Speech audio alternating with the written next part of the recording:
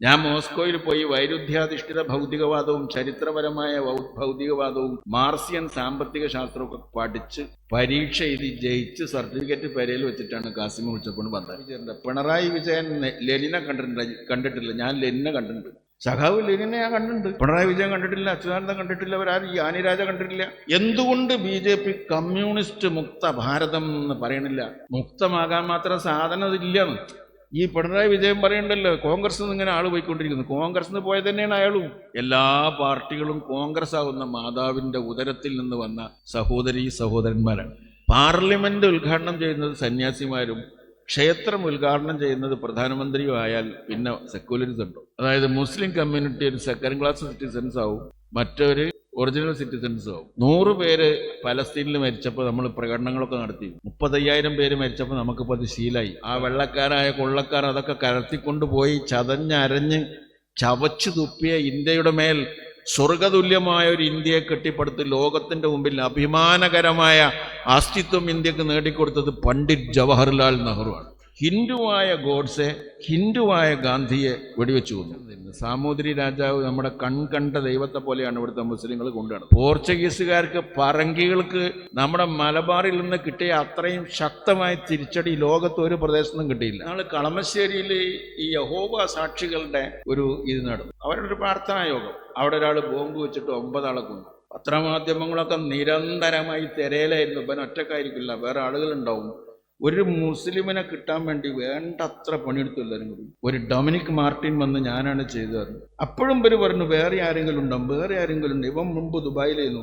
അപ്പൊ ഇന്ത്യയിൽ 1000 ആള് ഈ വലിയ വില കൊടുത്തിട്ട് പെട്രോൾ അടിച്ചാൽ അതിൽ 790 ഹിന്ദുക്കളാണ് വലിയ വില കൊടുക്കുന്നത്. 137 മുസ്ലിങ്ങളെ കൊടുക്കണുള്ളൂ. അപ്പൊ ആരാ അധികം വില കൊടുക്കുന്നത്? 1000 ചെറുപ്പക്കാർക്ക് ജോലി ഇല്ലാണ്ടായാൽ 790 ഹിന്ദുക്കൾക്ക് പണിയില്ലാണ്ടായി, 137 മുസ്ലിങ്ങൾക്കും പണിയില്ലാണ്ടായി. അപ്പൊ പണിയില്ലാത്തത് ഏറ്റവും കൂടുതൽ അനുഭവിക്കുന്ന ആരാ?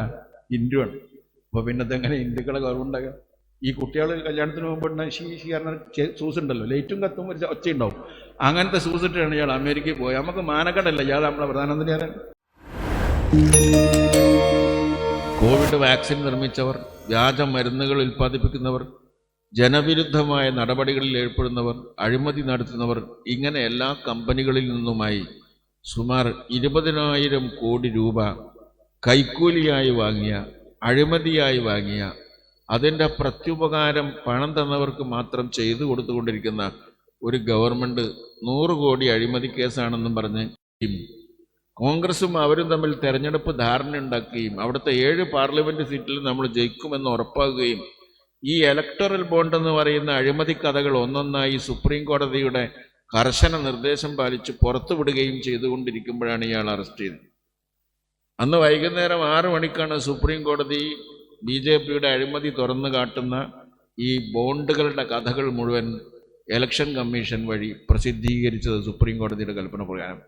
അത് 6 മണിക്ക് വന്നു കഴിഞ്ഞ് ഈ അഴിമതി വ്യാപകമായി രാജ്യത്താകെ ചർച്ചയായി വരുന്ന സമയം നോക്കി 7:15 അരവിന്ദ് കെജ്രിവാളിനെ അറസ്റ്റ് ചെയ്യണം. അതൊരു കൂടി അഴിമതിക്കാരുമാണ്, വർഗീയവാദികളായ, ജനാധിപത്യ വിരുദ്ധരായ, ഫാസിസ്റ്റുകളായ, ഏകാധിപതികളായ ഈ ഭരണക്കാർ എന്ന് നാം വിസ്മരിക്കാൻ പാടില്ല.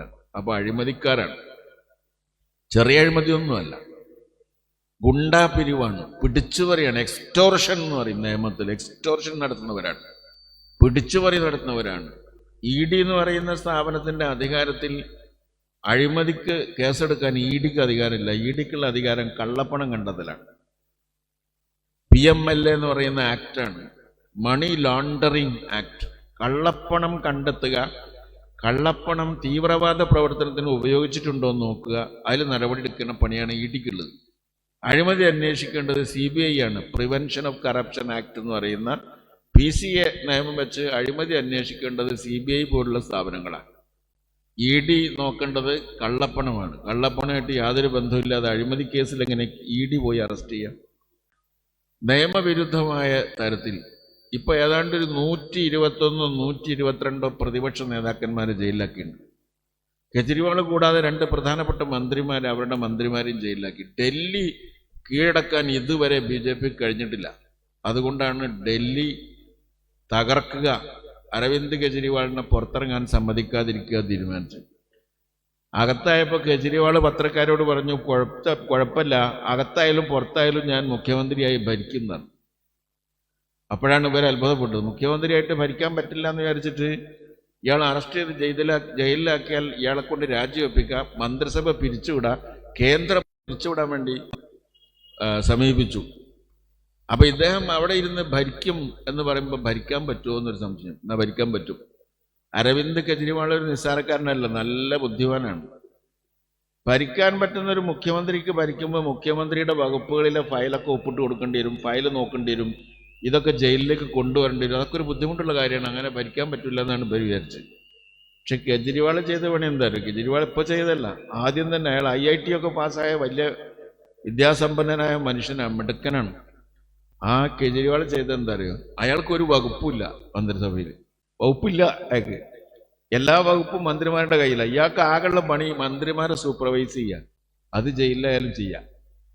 അയാൾക്ക് ഈ പറഞ്ഞ വകുപ്പില്ല, മദ്യത്തിന്റെ വകുപ്പില്ല, വിദ്യാഭ്യാസത്തിന്റെ വകുപ്പില്ല, ഒരു വകുപ്പ് അയാൾ എടുത്തിട്ടില്ല. ഒരു വകുപ്പ് സ്വന്തമായിട്ട് എടുക്കാതെ മന്ത്രിമാർക്ക് വീതിച്ചു കൊടുത്ത് അവരെ കൊണ്ട് ഭരിപ്പിക്കുന്ന ഒരു നേതാവായിട്ടാണ് മുഖ്യമന്ത്രി ഇരിക്കുന്നത്. ആ മുഖ്യമന്ത്രിക്ക് ജയിലിലിരുന്നാലും ആ പണി നടത്തിക്കൂടി, അത് ഇവർക്ക് അറിയില്ലായിരുന്നു. അത് ഇവരെ സ്തബ്ധരാക്കിയിട്ടുണ്ട്. അദ്ദേഹം അവിടെ ഇരുന്ന് ഭരിച്ചു കളയോ. അപ്പൊ ജയിലിനകത്ത് പോയ കെജ്രിവാൾ പുറത്തുള്ള കെജ്രിവാളിനേക്കാൾ ശക്തമാണ്. അതൊരു കെജ്രിവാളിന്റെ കഥ. രാഹുൽ ഗാന്ധി ഉൾപ്പെടെയുള്ള ആളുകളെ ഇവർക്കെതിരായി സംസാരിക്കുന്നവരെ മുഴുവൻ പാർലമെന്റിൽ നിന്ന് പുറത്താക്കിയും തടവറകളിൽ കൊണ്ടുപോയി പീഡിപ്പിച്ചും തെറ്റായ രീതിയിൽ ED, NIA, CBI, income tax തുടങ്ങിയ ആളുകളെ പറഞ്ഞയച്ച് റെയ്ഡ് ചെയ്തും അദ്ദേഹത്തിനെതിരായിട്ട് ആര് സംസാരിച്ചാലും അവരെ മുഴുവൻ തടവിലാക്കുക എന്നുള്ള ജനാധിപത്യ വിരുദ്ധമായ നിലപാടാണ് ഇവർ സ്വീകരിക്കുന്നത്. മാറണ്ടേ? ഇത് മാറണ്ടേ? ഇന്ത്യ ആരുടെ രാജ്യമാണ്? ഇന്ത്യ ആരുടെ രാജ്യമാണ്? ഇന്ത്യയുടെ പേര് ഭാരതം എന്നവരാക്കി മാറ്റി.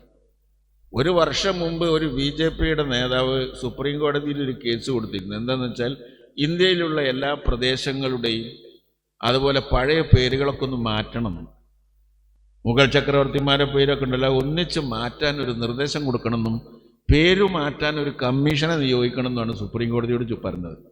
സുപ്രീം കോടതിയിൽ അന്ന് KM ജോസഫ് ജഡ്ജാണ്, അതുപോലെ വേറൊരു ജഡ്ജിയുണ്ട്. ആ രണ്ടാളും ഇയാളെ ചീത്ത പറഞ്ഞ് അവിടെ നിന്ന് ഇറക്കി വിട്ടു.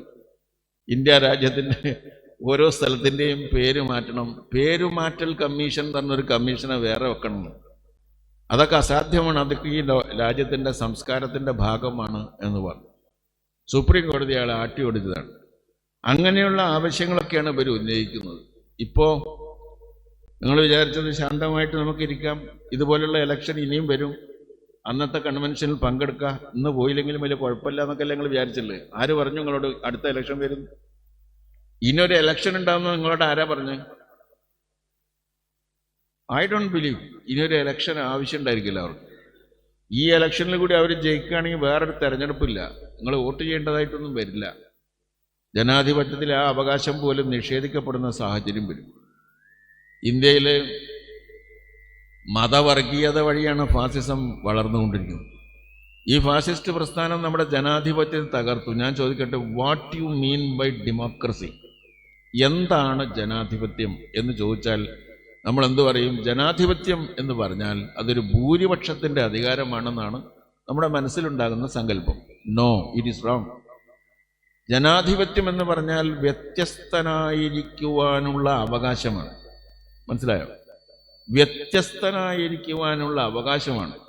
അങ്ങനെ വ്യത്യസ്തനായിരിക്കുന്നത് കൊണ്ട് അപകടമൊന്നും സംഭവിക്കുകയില്ല എന്ന സുരക്ഷിതത്വ ബോധമാണ് ജനാധിപത്യം. അപ്പൊ ജനാധിപത്യം ഒരു ഡിഫറൻ്റ് ആയിട്ടുള്ള അഭിപ്രായം പറയാനുള്ള അവകാശമാണ്. ഭൂരിപക്ഷത്തിന്റെ അഭിപ്രായത്തിന്റെ കൂടെ നിൽക്കാൻ നിർബന്ധിക്കലല്ല, അല്ലെങ്കിൽ ഭൂരിപക്ഷ ആധിപത്യമല്ല. അതിനെ മെജോറിറ്റേറിയനിസം എന്നാണ് പറയുക. മഹാത്മാഗാന്ധിയോട് സ്കൂളിലെ കുട്ടികൾ ചോദിച്ചു, ബാപ്പുജി എന്താണ് ജനാധിപത്യം? മഹാത്മാഗാന്ധി പറഞ്ഞു, കുട്ടികളെ, നിങ്ങളൊരു ഓട്ട മത്സരത്തിൽ പങ്കെടുത്ത് ഒന്നാമനായി തീരുകയാണെങ്കിൽ നിങ്ങൾ ഒന്നാമനാകാൻ കാരണം വേറെയും ചിലർ കൂടെ ഓടാനുണ്ടായിരുന്നത് കൊണ്ടാണെന്ന് അറിയലാണ് ജനാധിപത്യം. നിങ്ങൾ ഒറ്റ കൂടിയാൽ ആരും ഒന്നാമനാവില്ല. നിങ്ങൾ ഒന്നാമനാവാൻ കാരണം വേറെയും ചിലർ കൂടെ ഓടാനുണ്ടായിരുന്നത് കൊണ്ടാണെന്ന് അറിയലാണ് ജനാധിപത്യം. അതിനേക്കാൾ നല്ലൊരു നിർവചനം, ഡെഫിനിഷൻ ജനാധിപത്യത്തിന് ആര് കൊടുക്കും? ആ ജനാധിപത്യം ഇന്നുണ്ടോ? ആ ജനാധിപത്യം ഇന്ത്യയിൽ അസ്തമിച്ചു പോയോ? ചില ആളുകൾ വിചാരിച്ചുള്ള ഹിന്ദു രാഷ്ട്രമായി ഇന്ത്യയെ പ്രഖ്യാപിക്കുന്ന ഒരു ദിവസം ഉണ്ടാവും, അതുവരെ ബുദ്ധിമുട്ടൊന്നും വരില്ല. അപ്പം ഒരു ദിവസം നരേന്ദ്രമോദി വന്നിട്ട് ഇന്ന് മുതൽ ഇന്ത്യ ഹിന്ദു രാഷ്ട്രമാണ് പറയുന്നത്. ഒരിക്കലും അല്ല. അത് ആൾറെഡി ഇറ്റ് ഈസ് ദാറ്റ്. അങ്ങനെ ആയിക്കഴിഞ്ഞു. അതിൻ്റെ ഓരോ സ്റ്റെപ്പ് ബൈ സ്റ്റെപ്പാണ് എടുത്തുകൊണ്ടിരിക്കുന്നത്. ഹിന്ദുത്വ എന്ന അജണ്ട കൊണ്ടുവന്നതോടുകൂടി 100 വർഷമായി അവർ ആസൂത്രണം ചെയ്തുകൊണ്ടിരിക്കുന്ന ഒരു പദ്ധതി വിജയകരമായി നടപ്പിലാക്കി. ഹിന്ദുത്വ എന്ന രാഷ്ട്രീയ മുദ്രാവാക്യം വെച്ച് ഹൈന്ദവ സഹോദരന്മാരുടെ മുമ്പിൽ ഹൈന്ദവതയെ പോലും വികലമാക്കിയിട്ടാണ് അവർ ഈ ഭരണം സ്ഥാപിച്ചത്. അപ്പം ഇന്ത്യ ഒരു ഹിന്ദു രാഷ്ട്രമായി മാറിയോ എന്ന് ചോദിച്ചാൽ ആൾമോസ്റ്റ് മാറി. അതിൻ്റെ ഓരോ നടപടിക്രമങ്ങളാണ് പോയിക്കൊണ്ടിരിക്കുന്നത്. ഇന്ത്യയിൽ ജനാധിപത്യം ഇല്ലാതായോ എന്ന് ചോദിച്ചാൽ ഇല്ലാതായി. സെക്കുലറിസം എന്ന് പറഞ്ഞൊരു വാക്കുണ്ട്. മതേതരത്വം എന്ന് നമ്മൾ സാധാരണ പറഞ്ഞ് തേഞ്ഞു പോയൊരു പദമാണ്. What you mean by secularism? എന്താണ് സെക്കുലറിസം? സെക്കുലറിസം എന്ന് പറഞ്ഞാൽ ഗവൺമെൻറ് ഹാസ് നോ റിലിജൻ എന്നാണ് അതിൻ്റെ ചുരുക്കം. ഗവൺമെൻറ്റിന് മതം ഇല്ല, നാട്ടുകാർക്കൊക്കെ മതമാകാം, മതം ഇല്ലാതെയുമാകാം. അപ്പോൾ ഗവൺമെൻറ് ഹാസ് നോ റിലിജൻ എന്നാണ് സെക്കുലറിസം. ഇന്ത്യയിൽ ഇപ്പോൾ അതാണോ? പാർലമെൻറ്റ് ഉദ്ഘാടനം ചെയ്യുന്നത് സന്യാസിമാരും ക്ഷേത്രം ഉദ്ഘാടനം ചെയ്യുന്നത് പ്രധാനമന്ത്രിയും ആയാൽ പിന്നെ സെക്കുലറിസം ഉണ്ടോ? പാർലമെന്റിന്റെ ഉദ്ഘാടനം സന്യാസിമാർ നിർവഹിക്കുക, പിന്നെ ക്ഷേത്രത്തിന്റെ ഉദ്ഘാടനം പ്രധാനമന്ത്രി നിർവഹിക്കുക, പിന്നെ വേറെ സെക്കുലറിസം? അങ്ങനെ യാതൊരു സെക്കുലറിസം ഇപ്പോൾ ഇല്ല. Secularism has been lost. Majority ഇപ്പോൾ ഈ തെരഞ്ഞെടുപ്പിൽ എം കെ രാഘവൻ എന്തായാലും വിജയിക്കും. എം കെ രാഘവന്റെ ഭൂരിപക്ഷത്തിനെ കുറിച്ച് നമ്മൾ പറയാം, അതൊരു പൊളിറ്റിക്കൽ മെജോറിറ്റി എന്നാണ്, അല്ലേ? കാരണം നമ്മൾ രാഷ്ട്രീയമാണ് പറയുന്നത്. ആ രാഷ്ട്രീയ അഭിപ്രായത്തിന്റെ അടിസ്ഥാനത്തിൽ ഭൂരിപക്ഷം വോട്ട് ചെയ്യണം. അപ്പോൾ it is called political majority. But that political majority has been changed, substituted, replaced by communal majority. അതാണ് ഇപ്പോൾ ഇന്ത്യയിലെ പ്രശ്നം. ഇന്ത്യയിൽ ഇപ്പോൾ ഉള്ളത് വർഗീയ ഭൂരിപക്ഷമാണ്, രാഷ്ട്രീയ ഭൂരിപക്ഷമല്ല. എന്താ അതിലുള്ള പ്രശ്നം? വർഗീയ ഭൂരിപക്ഷം മാറ്റിയെടുക്കുക എളുപ്പമല്ല. രാഷ്ട്രീയ ഭൂരിപക്ഷം രാഷ്ട്രീയ കാരണങ്ങളാൽ മാറിക്കൊണ്ടിരിക്കും. മതപരമായ വർഗീയമായ ഭൂരിപക്ഷം അങ്ങനെ മാറാനിടയില്ല. അപ്പോൾ ഇത് വർഗീയ ഭൂരിപക്ഷമാക്കി മാറ്റിയിരിക്കുകയാണ്, രാഷ്ട്രീയ ഭൂരിപക്ഷം അല്ലാതായി തീർന്നുകൊണ്ടിരിക്കുന്നു. അപ്പോൾ എങ്കിൽ തന്നെയും ഒരു പരിമിതമായ ജനാധിപത്യം ഇപ്പോൾ ഉണ്ടെങ്കിൽ പാർലമെന്റിൽ ആളുകളെ സംസാരിക്കാൻ സമ്മതിക്കില്ല. പ്രതിപക്ഷത്തെ ഒരുമിച്ച് അടിച്ചമർത്താനുള്ള ശ്രമമാണ് നടത്തിക്കൊണ്ടിരിക്കുന്നത്. അതുപോലെ CAA എന്ന് പറയുന്ന ആക്ട് വന്നിട്ടുണ്ട്, പൗരത്വ നിയമം. പറഞ്ഞു കേട്ടാൽ അഫ്ഗാനിസ്ഥാൻ, പാകിസ്ഥാൻ, ബംഗ്ലാദേശിലൊക്കെയുള്ള മുസ്ലിങ്ങളല്ലാത്ത 6 മതക്കാർക്ക് ഇന്ത്യയിലേക്ക് വന്നാൽ പൗരത്വം കൊടുക്കാമെന്നാണ് ഈ പറയുന്നത്. 5 കൊല്ലം ഇവിടെ താമസിച്ചാൽ മതി. മുമ്പ് 11 കൊല്ലാണ് 55 സിറ്റിസൺസ് ആക്ട് പ്രകാരമുണ്ട്. ഇത് കഴിഞ്ഞാൽ വരാൻ പോണത് NRC ആണ്, നാഷണൽ രജിസ്റ്റർ ഓഫ് സിറ്റിസൺസ്. അത് കഴിഞ്ഞാൽ വരാൻ പോകുന്നത് പോപ്പുലേഷൻ രജിസ്റ്ററാണ്, ഇന്ത്യൻ നാഷണൽ പോപ്പുലേഷൻ NPR ആണ് വരാൻ പോകുന്നത്. ഇത് 3ഉം കൂടി വന്നു കഴിയുമ്പോൾ ഈ ഇരിക്കുന്ന ആളുകൾ രണ്ടായി തിരിയും. അതായത് മുസ്ലിം കമ്മ്യൂണിറ്റി ഒരു സെക്കൻഡ് ക്ലാസ് സിറ്റിസൺസ് ആവും, മറ്റൊരു ഒറിജിനൽ സിറ്റിസൺസ് ആവും. ലക്ഷക്കണക്കിന് ആളുകൾ ഗൾഫിൽ ജോലി ചെയ്യുന്നില്ലേ, ഉണ്ടല്ലോ. അതുകൊണ്ടുകൂടിയല്ലേ നമ്മുടെ സമ്പദ് വ്യവസ്ഥ ഇങ്ങനെ തകരാതെ നിൽക്കുന്നത്. ആ ഗൾഫിൽ ജോലി ചെയ്യുന്നവരുൾപ്പെടെ പാസ്പോർട്ട് ഹോൾഡേഴ്സ് ആയിട്ടുള്ള എല്ലാ ആളുകളുടെയും പാസ്പോർട്ട് സറണ്ടർ ചെയ്യാൻ ഗവൺമെൻറ് പറയും. അത് വന്നാൽ ആ പാസ്പോർട്ട് സറണ്ടർ ചെയ്തിട്ട് അതിനകത്ത് ഭേദഗതി വരുത്തി നമ്മളൊരു സെക്കൻഡ് ക്ലാസ് സിറ്റിസൺസായി മാറ്റിക്കഴിഞ്ഞാൽ ഒരു ഗൾഫ് രാജ്യവും നിങ്ങൾക്ക് വിസ തരില്ല. ഇപ്പോൾ ഉള്ള വിസ എക്സ്പയർ ആക്കും, എക്സിറ്റ് അടിച്ച് പോരേണ്ടി വരും.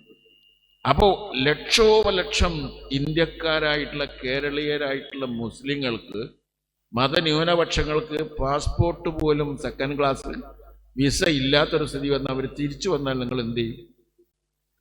ലോകത്തിലുള്ള മൈനോറിറ്റീസ്, മുസ്ലിം കമ്മ്യൂണിറ്റീസിന് ഈ രീതിയിലുള്ള ന്യൂനപക്ഷങ്ങളോട് ഈ ഗവൺമെൻറ് ഇങ്ങനെ പെരുമാറിയാൽ ആരെങ്കിലും വന്ന് നിങ്ങളെ രക്ഷിക്കും നിങ്ങൾ വിചാരിക്കുന്നുണ്ടോ? ഇമ്പോസിബിൾ.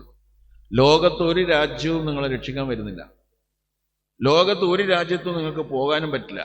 നിങ്ങൾ ഇവിടെ തന്നെ രണ്ടാം തരം പൗരന്മാരായി ജീവിക്കേണ്ടി വരുമെന്നാണ് അതിൻ്റെ ഒരു അർത്ഥതലം മനസ്സിലാക്കുന്നതിൻ്റെ തുടക്കം കുറിക്കുന്നതാണ് CAA. ഈ CAA കുറിച്ച് വലിയ പ്രക്ഷോഭ സമരങ്ങളിലൊന്നും ഇപ്പോൾ ഏർപ്പെടണം എന്നുള്ള അഭിപ്രായം എനിക്കില്ല. എന്തുകൊണ്ടെന്ന് വെച്ചാൽ ഇപ്പോൾ ഇലക്ടോറൽ ബോണ്ടാണ്. അഴിമതി മൂടി വെക്കാനേ അത് സഹായിക്കുള്ളൂ. ഈ വലിയ കൊടിയ അഴിമതിയെ പുറത്തു പറയാനുള്ള അവസരം ഇല്ലാതെ CAA പിന്നാലെ പോയിട്ടുണ്ടെങ്കിൽ സമയം കഴിഞ്ഞു. അതിനിതാ ഇപ്പോൾ ഇന്നലെ കോഴിക്കോട് വന്നിട്ട് മുഖ്യമന്ത്രി എന്താന്ന് പറഞ്ഞ്, രാഹുൽ ഗാന്ധി CAA കുറിച്ചൊന്നും പറഞ്ഞിട്ടില്ല, തരൂരൊന്നും പറഞ്ഞിട്ടില്ല, അവർക്കൊരു നിലപാടില്ല. നിലപാടും എല്ലാ പിടിപാടും ഉള്ളത് ഈ ഒരു ഒറ്റ പാർട്ടിക്കാണ്. ഇന്ത്യയിലെ ഈ മാർക്സിസ്റ്റ് പാർട്ടി എന്ന് പറഞ്ഞാൽ കേരളത്തിലെ പിണറായി വിജയൻ്റെ ഒരു ഗ്രൂപ്പിൽപ്പെട്ട ആൾക്കാർക്ക് മാത്രമാണ് ലോകത്ത് വിവരമുള്ളത്. പണ്ട് പറയാറുണ്ടായിരുന്നു സാക്ഷാൽ പരപ്പനങ്ങാടി വിത്ത ഗുളികയാണ്, അത് അവിടെ മാത്രമേ കിട്ടുള്ളൂ, ഇല്ലേ? ഇപ്പം ആ ഗുളിക ഉണ്ടോ എന്ന് എനിക്ക് അറിഞ്ഞൂടാ. അതേമാതിരി യാതൊരു കുഴപ്പങ്ങളും ഇല്ലാത്ത ലോകത്തിലെ ഏക കക്ഷി കേരളത്തിലെ കമ്മ്യൂണിസ്റ്റാണെന്ന് മൂപ്പരാണ്. എങ്ങനെ മൂപ്പര് രാഹുൽ ഗാന്ധി പറഞ്ഞാലും ശശി തരൂർ പറഞ്ഞാലും മൂപ്പരെങ്ങനെ അറിയാം? അയാൾക്ക് ഇംഗ്ലീഷ് അറിയണ്ടേ? ഇവർ മലയാളത്തിലല്ലോ സംസാരിക്കുക. പാർലമെന്റിൽ CAA അവതരിപ്പിച്ച സമയത്ത് സ്റ്റേജ് ഓഫ് ഇൻട്രൊഡക്ഷൻ എന്ന് പറയും. ഞാൻ 3 തവണ MLA ആയിരുന്ന ആളാണ്. പാർലമെന്റിലും അങ്ങനെ തന്നെ അവതരണ അനുമതി തേടിയിട്ടാണ് ഈ ബില്ല് ആദ്യം കൊണ്ടുവരാൻ മന്ത്രി. ഈ പാർലമെന്റ് ഈ ബില്ല് അവതരിപ്പിക്കാൻ അനുവാദം തരണം എന്ന് പറഞ്ഞൊരു പ്രമേയം മന്ത്രി വായിക്കും. അപ്പോൾ അനുവാദം തേടിയ സമയത്ത് തന്നെ അവതരണ അനുമതി നിഷേധിക്കണം എന്നാവശ്യപ്പെട്ടുകൊണ്ട് രാഹുൽ ഗാന്ധിയും ശശി തരൂരും VT മുഹമ്മദ് ബഷീറും ഒക്കെ ഉൾപ്പെടെ ഇതിനെതിരായി പ്രമേയങ്ങൾ അവതരിപ്പിക്കുകയും അവതരണ അനുമതി കൊടുക്കരുത്, ഇതിവിടെ അവതരിപ്പിക്കാനേ പാടില്ല എന്ന് പറഞ്ഞവരാണ്. അവതരിപ്പിക്കാനേ പാടില്ല എന്ന് പറഞ്ഞ ബില്ല് സ്വാഭാവികമായും അവരവതരിപ്പിക്കുമല്ലോ. അവതരിപ്പിച്ചു കഴിഞ്ഞപ്പോൾ പ്രതിപക്ഷ പാർട്ടികൾ ഒന്നിച്ചു നിന്നിട്ട് ഈ അവതരണത്തിൽ പ്രതിഷേധിച്ചുകൊണ്ട് ഈ ബില്ലിന് പാസ്സാക്കുന്നതിന് സാക്ഷിയാകാൻ ഞങ്ങളെ കിട്ടില്ല എന്ന് പറഞ്ഞ് ബോയ്ക്കോട്ട് എടുത്ത പാർലമെന്റ്. അതാണ് ഒരു സമരം, അതാണ് രാഷ്ട്രീയ സമരം. അപ്പോൾ ഈ ആരിഫ് മാത്രം ഇരുന്ന് എന്തോ പറഞ്ഞു എന്നാണ് ഇയാൾ പറയുന്നത്. അയാൾ അവിടെ ഇരിക്കാൻ പാടില്ല. അപ്പോൾ പ്രതിപക്ഷ പാർട്ടികൾ ഒരുമിച്ച് തീരുമാനിച്ചിട്ട് പോയാൽ കുഞ്ഞു കുഞ്ഞു കേസുകൾ ഉണ്ടാക്കിയിട്ട് അതിങ്ങനെ ജനങ്ങളുടെ ഇടയിൽ ദുഷ്പ്രചരണം നടത്തും. അതുപോലെ ആരോ പറഞ്ഞു കേട്ടു രാഹുൽ ഗാന്ധി എന്തിനാണ് വയനാട്ടിൽ മത്സരിക്കുന്നത്? അയാൾ ഇന്ത്യ മുന്നണിയുടെ സമുന്നതനായ നേതാവല്ലേ, അദ്ദേഹം വയനാട്ടിൽ മത്സരിക്കാൻ പാടുണ്ടോ? ഇന്ത്യ മുന്നണിയിലെ ഒരു ഘടകകക്ഷിക്കെതിരെ മത്സരിക്കാൻ പാടുണ്ടോ? അത് ഘടകകക്ഷിയാണെന്നാണ് ഞങ്ങളെ അഭിപ്രായം. നിങ്ങളത് ഘടകകക്ഷിയായിട്ട് അംഗീകരിച്ചിട്ടുണ്ടോ? എന്താവട്ടെ, ഇന്ത്യ മുന്നണിയുടെ ഒരു ഘടകകക്ഷിക്കെതിരായി രാഹുൽ ഗാന്ധി മത്സരിക്കാൻ പാടുണ്ടോ? എന്തപ്പോൾ നേരെ തിരിച്ചും ചോദിച്ചൂടെ? ഇന്ത്യ മുന്നണിയുടെ ഇന്ത്യയിലെ ഏറ്റവും പ്രഗത്ഭനായ സമുന്നതനായ നേതാവ് മത്സരിക്കുന്ന സ്ഥലത്ത് വേറൊരു ഘടകകക്ഷി തോൽക്കാൻ വേണ്ടി നോമിനേഷൻ കൊടുക്കാൻ പാടുണ്ടോ? സ്ഥലം വിടണ്ടേ? ആനിരാജ്യല്ലേ ഈ നോമിനേഷൻ പിൻവലിച്ച് സ്ഥലം വിടേണ്ടത്? ഞാൻ അറിഞ്ഞില്ല, ഇവിടെ നമ്മുടെ നേതാവ് രാഹുൽ ഗാന്ധിയാണ് മത്സരിക്കുന്നത്, നമ്മളെല്ലാം ഒന്നല്ലേ, നമ്മൾ ഇന്ത്യ മുന്നണിയല്ലേ. അപ്പൊ ഇന്ത്യ മുന്നണിയുടെ നേതാവ് നിൽക്കുമ്പോൾ അനുയായിയല്ലേ ഒഴിഞ്ഞു പോകേണ്ടത്? ഇയാൾ പറഞ്ഞ അനുയായിയെ കണ്ട് നേതാവ് ഒഴിഞ്ഞു പോകണമെന്നാണ്. എന്ത് തോന്നിവാസാണ്? അപ്പൊ രാഹുൽ ഗാന്ധി മത്സരിച്ച് ജയിക്കേണ്ടതും പാർലമെന്റിൽ ഉണ്ടാകേണ്ടതും രാജ്യത്തിന്റെ ആവശ്യമാണ്. അപ്പൊ ഇങ്ങനെയുള്ള ചെറിയ ചെറിയ കാര്യങ്ങൾ പറഞ്ഞിട്ടാണ് നമ്മളെ ബുദ്ധിമുട്ടിച്ചുകൊണ്ടിരിക്കുന്നത്. അല്ലെങ്കിൽ അതാണ് പ്രചരണങ്ങൾ നടത്തുന്നത്. പിന്നെ സത്യാനന്തര കാലഘട്ടമാണ്, നുണകളുടെ പ്രവാഹമാണ്. നുണ പ്രചരിപ്പിക്കാൻ ഒരു പ്രധാനമന്ത്രിക്ക് പോലും മടിയില്ലാത്തൊരു കാലമാണ്. തൻ്റെ ജന്മദിനത്തെക്കുറിച്ച്, തൻ്റെ വിവാഹത്തെക്കുറിച്ച്, തൻ്റെ വിദ്യാഭ്യാസത്തെക്കുറിച്ച്, തൻ്റെ സകല കാര്യങ്ങളെക്കുറിച്ചും പച്ച കള്ളം പറഞ്ഞ് ഒന്നും അറിയാത്ത പോലെ ഇങ്ങനെ നടക്കുക. ഒന്നും അറിയാത്ത പോലെ കള്ളങ്ങൾ ധാരാളമായി പറഞ്ഞ് അദ്ദേഹം നടന്നുകൊണ്ടിരിക്കുകയാണ്. അദ്ദേഹം എങ്ങനെയാ നടന്നോട്ടെ, വ്യക്തിപരമായി നമുക്ക് അദ്ദേഹം ആരുമല്ലല്ലോ. പക്ഷേ ഈ രാജ്യത്തെ ഇല്ലാതാക്കുന്നു എന്നാണ് പ്രശ്നം, ജനാധിപത്യത്തെ ഇല്ലാതാക്കുന്നു എന്നാണ് പ്രശ്നം. ഇവിടെ ഇപ്പോൾ അതിനിടയിൽ പാലസ്തീൻ ഇഷ്യൂ വന്നു. ഗാസയിൽ ഇപ്പോഴും ബോംബ് വർഷിച്ചുകൊണ്ടിരിക്കുകയാണ്. ഇന്നലെയും കുറേ ആളുകൾ മരിച്ചു, ഏതാണ്ട് 35,000 ആളുകൾ, അതിൽ 17,000 കുട്ടികൾ, ഒരുപാട് 8,000-ഓളം സ്ത്രീകളൊക്കെ മരിച്ച ബോംബ് വർഷം നടന്നുകൊണ്ടേയിരിക്കുക. ഈ റംസാനിലും തറാവിഹി നിസ്കരിക്കുമ്പോഴും, പള്ളിയിലൊന്നുമല്ല, പൊളിഞ്ഞു വീണ പള്ളിയുടെ അവശിഷ്ടങ്ങളിൽ കയറി തറാവിഹി നിസ്കരിക്കുമ്പോഴും, അല്ലെങ്കിലേ പട്ടിണിയാണ്, അക്കൂട്ടത്തിൽ നോമ്പ് നോൽക്കുമ്പോഴും അവരുടെ തലക്കുമീത ബോംബ് വർഷിക്കുന്നു. ആ ഇസ്രായേൽ ആക്രമണത്തിനെതിരെ, അമേരിക്കയുടെ ആക്രമണത്തിനെതിരെ ശബ്ദമുയർത്തുന്നതിന് പകരം ഇസ്രായേലിൻ്റെ പക്ഷത്താണ് ഈ ഗവൺമെൻറ് ചേർന്നത്. ആ ഇസ്രായേലിനെ കൊണ്ട് യുദ്ധം ചെയ്യിക്കുന്നത് മുഴുവൻ അമേരിക്കയാണ്, അവരുടെ ആയുധങ്ങളാണ്. ഐക്യരാഷ്ട്രസഭയിൽ വെടി നിർത്തണം എന്ന് പറഞ്ഞ് പ്രമേയം വന്നാൽ അതിനെ വീറ്റോ ചെയ്യുന്നത് സാധാരണഗതിയിൽ അമേരിക്കയാണ്. അപ്പോൾ ഇപ്പം നമ്മളെ സംബന്ധിച്ചുള്ള മനുഷ്യരുടെ ഒരു പ്രത്യേകത എന്താ വെച്ചാൽ 100 പേര് പലസ്തീനിൽ മരിച്ചപ്പോൾ നമ്മൾ പ്രകടനങ്ങളൊക്കെ നടത്തിയിരുന്നു.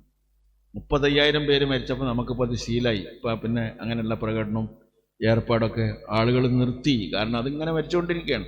അതിങ്ങനെ മരിച്ചുകൊണ്ടിരിക്കും. അതിനൊക്കെ ഞാൻ പ്രകടനം നടത്തിയിട്ട് എന്താ കാര്യം എന്നുള്ള മട്ടിൽ ആളുകൾ നടക്കുകയാണ്. ലക്ഷക്കണക്കിന് ആൾക്കാർ, 23 ലക്ഷം ആൾക്കാരാണ് അവിടെ ഉള്ളത്. ഈ റഫ എന്ന് പറയുന്ന സ്ഥലത്ത് 14 ലക്ഷം ആളുണ്ട്.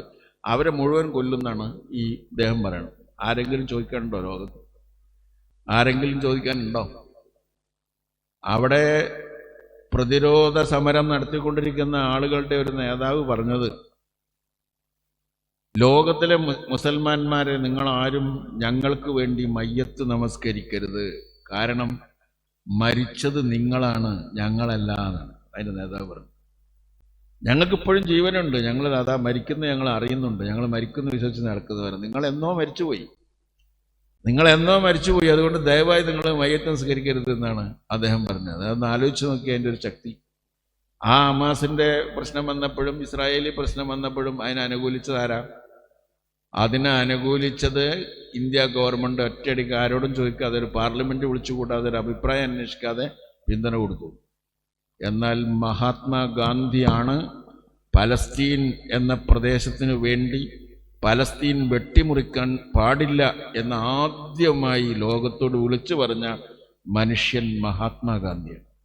അദ്ദേഹം പറഞ്ഞു, ഇംഗ്ലണ്ട് ഇംഗ്ലീഷുകാരുടേതാണ് എന്നതുപോലെ, ഫ്രാൻസ് ഫ്രഞ്ചുകാരുടേതാണ് എന്നതുപോലെ, പലസ്തീൻ അറബ് വംശജരുടേതാണ്.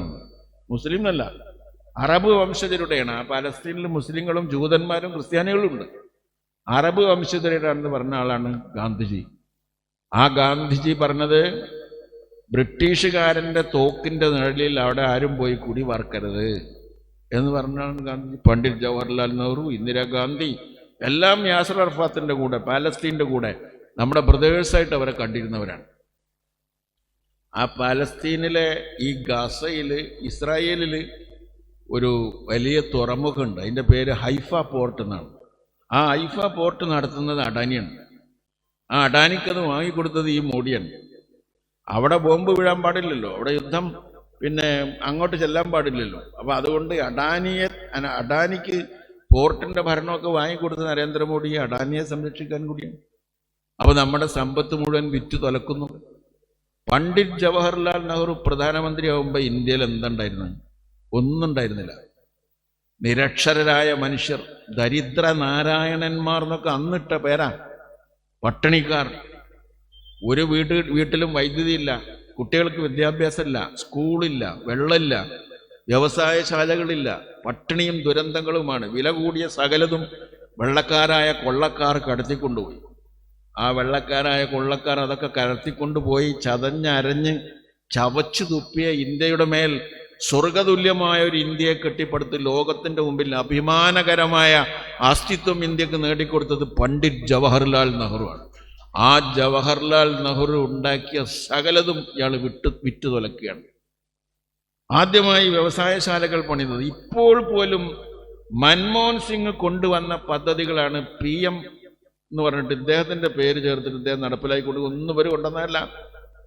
മൻമോഹൻ സിംഗിന്റെ കാലത്ത് വന്ന പദ്ധതികളാണ്. തൊഴിലുറപ്പ് പദ്ധതിയൊക്കെ ആര് കൊണ്ടുവന്നത്? അങ്ങനെ നോക്കി എല്ലാ പദ്ധതികളും ആ കാലത്ത് കൊണ്ടുവന്നത്. Right to information act, right to education act, വിദ്യാഭ്യാസ അവകാശ നിയമം, വിവരാവകാശ നിയമം, ഇതൊക്കെ പാസ്സാക്കിയതാരാ? മൻമോഹൻ സിംഗിന്റെ കാലത്ത്.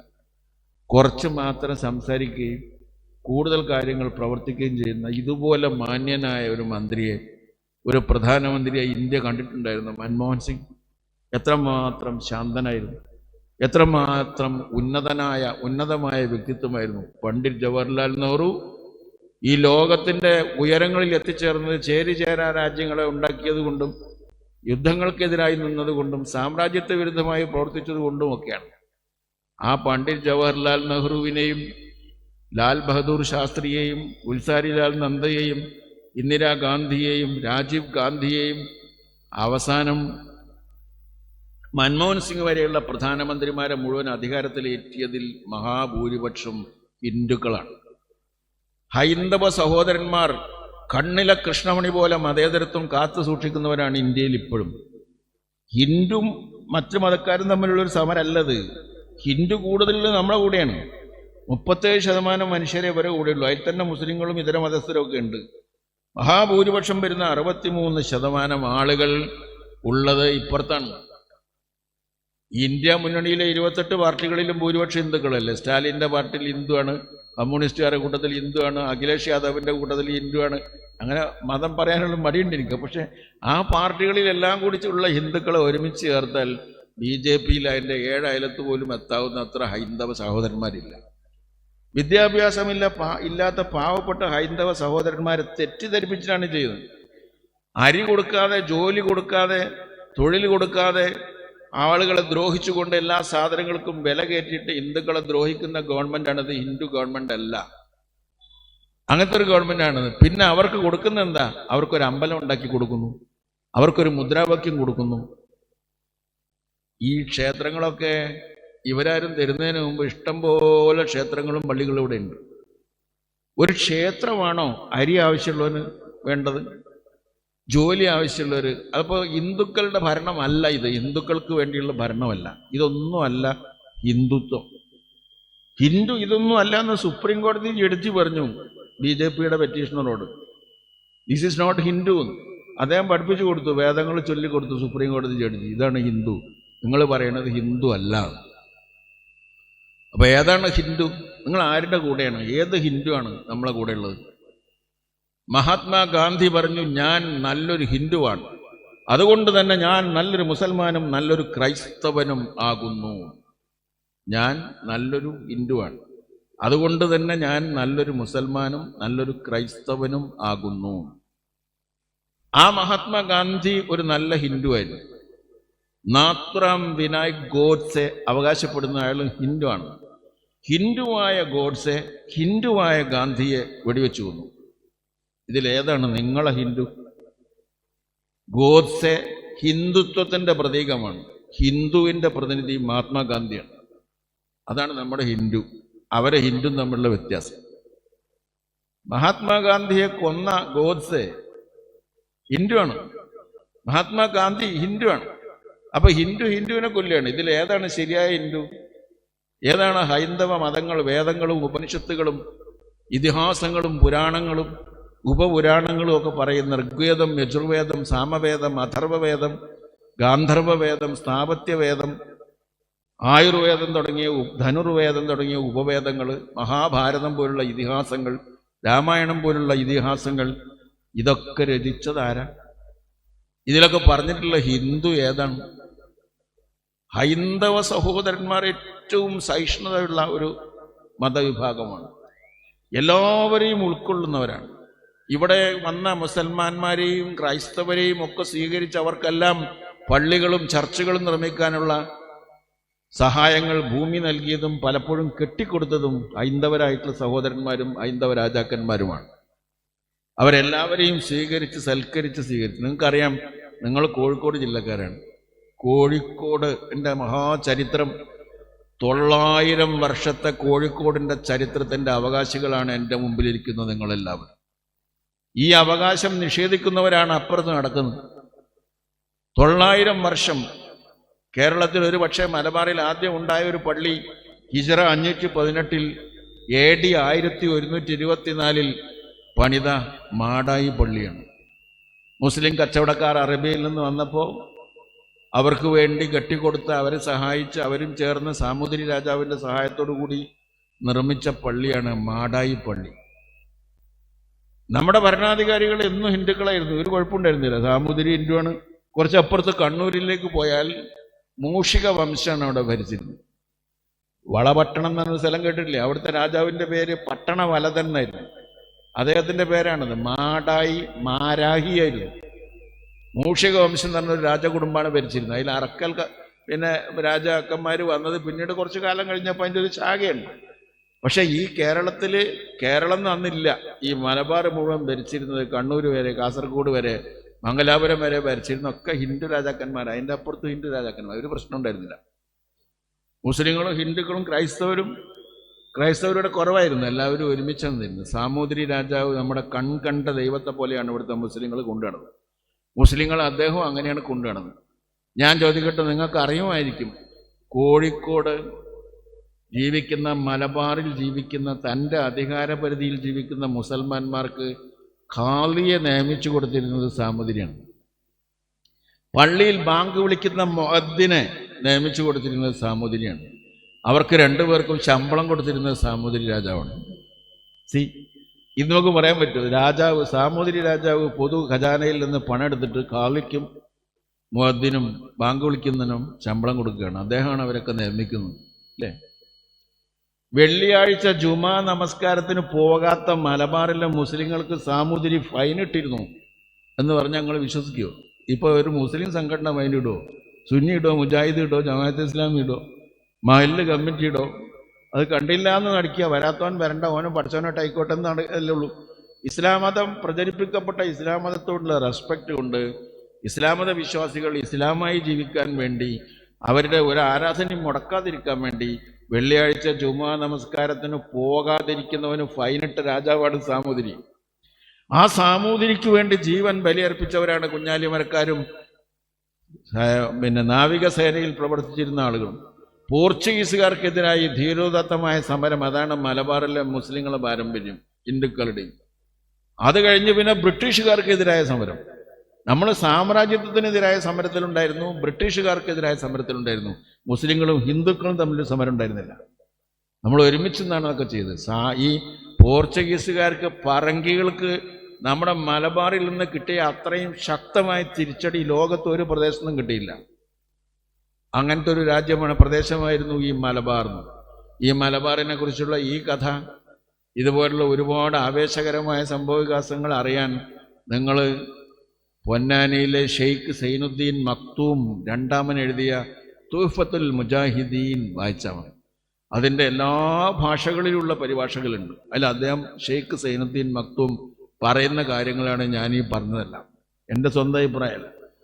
അപ്പം നമ്മൾ 900 വർഷം മാലിക് ദീനാറും കുടുംബം, മാലിക് ദീനാറ് ഒക്കെ വരുന്ന സമയത്ത് ഈ ചേരമാൻ പെരുമാൾ ഇസ്ലാം മതം സ്വീകരിച്ച് മക്കയിൽ പോയി താമസിച്ചിരുന്ന കാലത്ത് അവിടുന്ന് അറബികൾ കേരളത്തിലേക്ക് വന്നിരുന്നു, കോഴിക്കോട്ടേക്ക് വന്നിരുന്നു.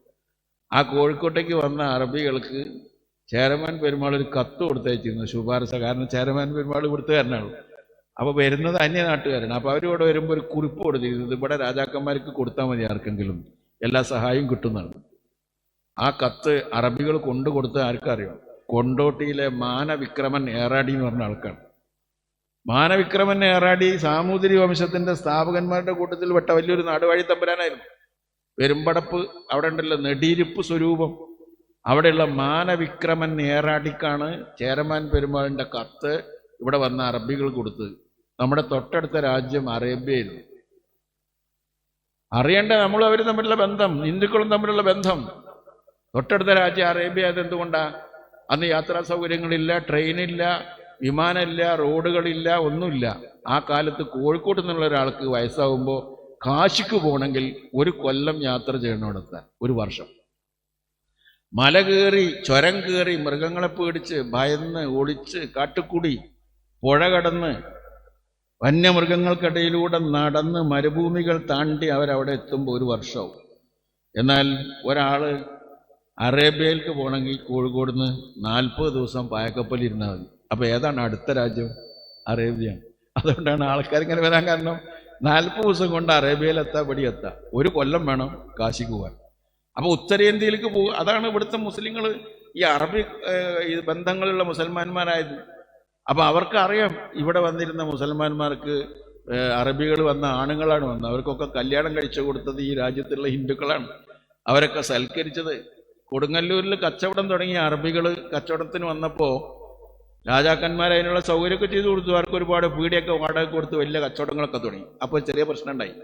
അവിടെ നേരത്തെ കച്ചവടം ചെയ്യുന്ന കുറേ ഹിന്ദുക്കളുണ്ട്. അവർക്കൊക്കെ കച്ചവടം ഇച്ചിരി മോശമാകുമല്ലോ, പുതിയ കട വന്നിരിക്കുകയാണ്. അപ്പോൾ അവരെന്ത് ചെയ്തു? അറബികൾ ആ കച്ചവടക്കാരെ യോഗം വിളിച്ചു കൂട്ടി. എന്നിട്ട് അവരോട് പറഞ്ഞു, ഒരു കാര്യം ചെയ്യാം, ഞങ്ങൾ ഉച്ച വരെ തുറക്കുക, നിങ്ങൾ ഉച്ചയ്ക്ക് ശേഷം തുറക്കുക. അല്ലെങ്കിൽ ഉച്ച വരെ നിങ്ങളെടുത്തോ, ഉച്ചയ്ക്ക് ശേഷം ഞങ്ങളെടുക്കാം. അങ്ങനെ ഓഹരി വെച്ചിട്ട് കൊടുങ്ങല്ലൂരിലെ പീടിക അറബികൾ രാവിലെ തുറന്നാൽ ഹിന്ദുക്കൾ ഉച്ചക്ക് തുറക്കുന്ന രീതിയിൽ എപ്പോഴും കട അവൈലബിൾ ആണ്. ഒന്നുകിൽ അറബിയുടെ അല്ലെങ്കിൽ ഇന്ത്യക്കാരൻ്റെ. ആ രീതിയിലുള്ള സ്നേഹബന്ധങ്ങളൊക്കെ ഇവിടെ നിലനിന്നിരുന്ന രാജ്യമാണ് ഇന്ത്യ, കേരളം എന്നൊക്കെ പറയും അല്ലേ. ആ ഇന്ത്യയിൽ ഈ മുഗൾ ചക്രവർത്തിമാരെ മുഴുവൻ തള്ളിപ്പറഞ്ഞ് ചരിത്രം തിരുത്തി എഴുതിയ മുഗളന്മാരെന്തോ കുഴപ്പം കാണിച്ചു എന്നൊക്കെ പറയണ്ടല്ലോ. ഈ മുഗൾ ചക്രവർത്തിമാർ ഇന്ത്യ ഭരിച്ചത് ആരൊക്കെ ഈ കാലം വരെ? ഇന്ത്യ ഉണ്ടാകുന്നതിന് മുമ്പ് ഇന്ത്യ ഭരിച്ച ആരാണ്? ഇന്ത്യ എന്ന് പറയുന്ന ഭൂപ്രദേശം ഉണ്ടായിരുന്നു, അതിന് ഇന്ത്യ എന്ന് പേരുണ്ടായിരുന്നില്ല. ഇന്ത്യ ഉണ്ടാകുന്നതിന് മുമ്പ് ഇന്ത്യ ഭരിച്ചവർ 800 കൊല്ലത്തോളം മുസ്ലിങ്ങൾ ഭരിച്ചിട്ടുണ്ട്. 250-300 കൊല്ലത്തോളം ബ്രിട്ടീഷുകാർ ഭരിച്ചിട്ടുണ്ട്. 10-200 കൊല്ലം ബ്രിട്ടീഷുകാരല്ല, അവരുടെ കമ്പനി ഭരിച്ചിട്ടുണ്ട്, ഈസ്റ്റ് ഇന്ത്യ കമ്പനി. 1600 മുതൽ 1857 വരെ. 1858 ഇന്ത്യയുടെ ഭരണം ബ്രിട്ടീഷുകാർ നേരിട്ട് ഏറ്റെടുത്ത്. 1935 ഈ ഇന്ത്യക്ക് വേണ്ടി British parliament government of India act പാസ്സാക്കിയത് 1935. ആ കാലഘട്ടത്തിലൊക്കെ ഇവിടെ പ്രവർത്തിക്കുന്ന ഒരു പാർട്ടിയാണ് ഇന്ത്യൻ നാഷണൽ കോൺഗ്രസ്. ആ കാലഘട്ടത്തിൽ ഇവിടെ പ്രവർത്തിച്ചു വന്നിരുന്ന ദേശീയ പ്രസ്ഥാനത്തിന്റെ നേതൃത്വത്തിൽ കോൺഗ്രസ് ആണ് ഉണ്ടായത്. ആ കോൺഗ്രസിൽ നിന്നാണ് എല്ലാ പാർട്ടികളും വന്നത്. ഈ പിണറായി വിജയൻ പറയുന്നുണ്ടല്ലോ, കോൺഗ്രസ് നിന്ന് ഇങ്ങനെ ആള് പോയിക്കൊണ്ടിരിക്കുന്നു. കോൺഗ്രസ് നിന്ന് പോയത് തന്നെയാണ് അയാളും.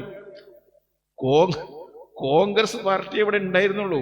ആ കോൺഗ്രസ് പാർട്ടിയിൽ കമ്മ്യൂണിസ്റ്റുകാർ ഒരു ഗ്രൂപ്പ് ഉണ്ടാക്കിയിട്ട് കോൺഗ്രസ് സോഷ്യലിസ്റ്റ് പാർട്ടി എന്ന് വേറൊരു പാർട്ടി ഉണ്ടാക്കി.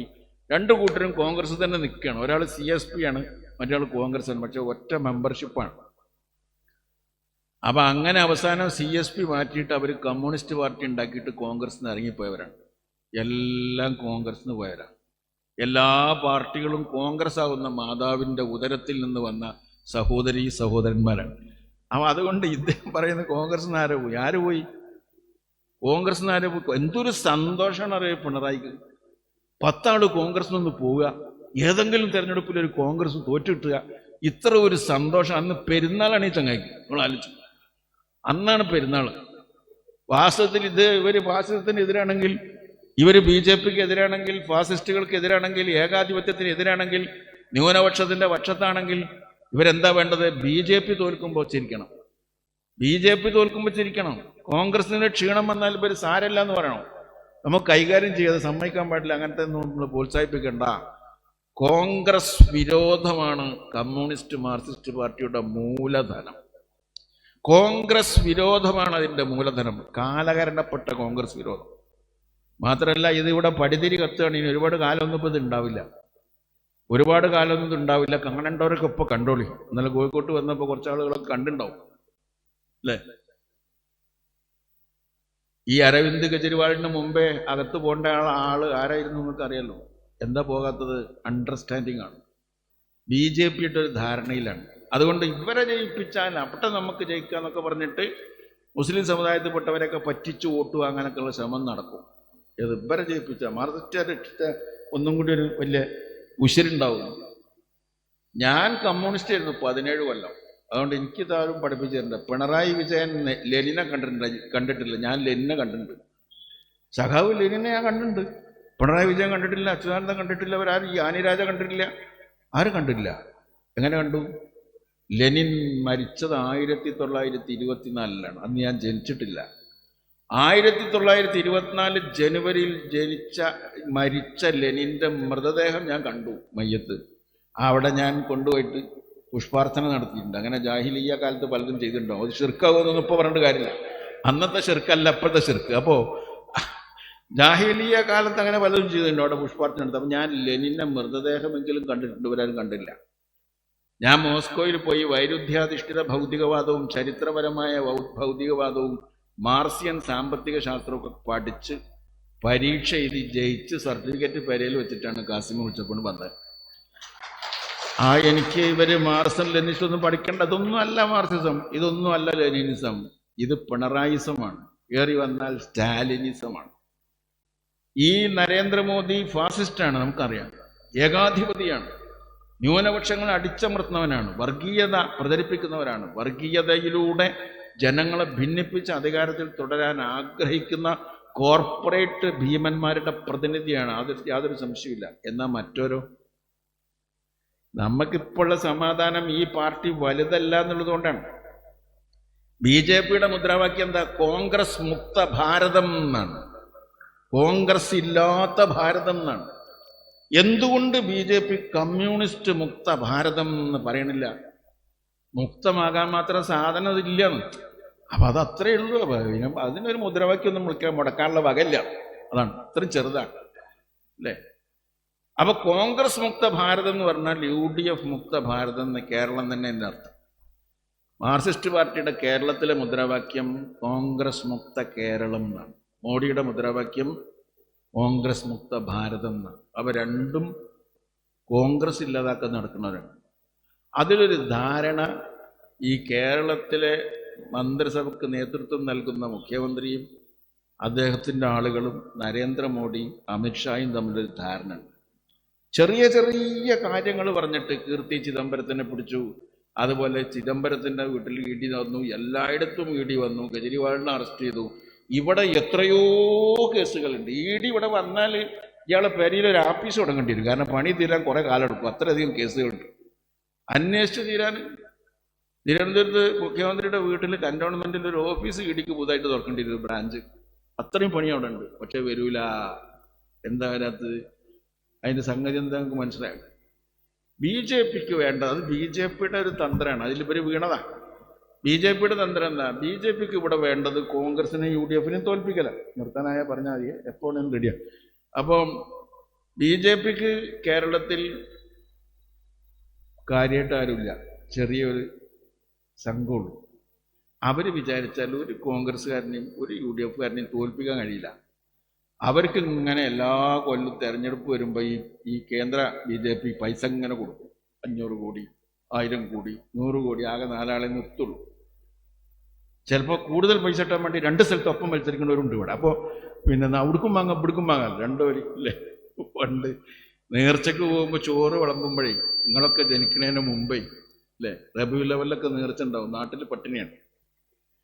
ആ പട്ടിണിക്കാലത്ത് പള്ളി കമ്മിറ്റിയുടെ നേതൃത്വത്തിൽ ഞങ്ങൾ ചെറുപ്പക്കാരെല്ലാം കൂടി പണമൊക്കെ പിരിച്ചുണ്ടാക്കി കഷ്ടപ്പെട്ട് എല്ലാവർക്കും ചോറ്, നെയ്ച്ചോറും ഇറച്ചി, പോത്തിറച്ചിയൊക്കെ കൂടിയായിട്ട് വെച്ച് വിളമ്പും മൗലൂദൊക്കെ കഴിഞ്ഞു. അപ്പം ഇത് ഒരു ഇല ഇട്ടിട്ടാണ് കൊടുക്കുക. റോഡിൻ്റെ 2 സൈഡിനും ഇരിക്കുക. അത്ര ചെറിയ പള്ളിയാണ്. റോഡിൻ്റെ 2 സൈഡിനും സ്ത്രീ പുരുഷന്മാർ ഇരിക്കുക ഇല ഇട്ടിട്ട്. ആ ഇലയിൽ ഞങ്ങൾ കൊണ്ടുപോയി ചോറും ഇറച്ചി ഇങ്ങനെ വിളമ്പി കൊടുക്കും. അപ്പോൾ ചില സ്ത്രീകൾ പറയും, ഞങ്ങൾ കാക്ക 2 ആളുണ്ട് കേട്ടോ. ഞങ്ങൾ 2 ആളുണ്ടെന്ന് പറഞ്ഞാൽ അർത്ഥം ഞങ്ങൾക്ക് ഒരാളെ ചോറ് തികയില്ല, ഞങ്ങളെ വീട്ടിൽ വേറെ ആളുണ്ട് എന്നാണ്.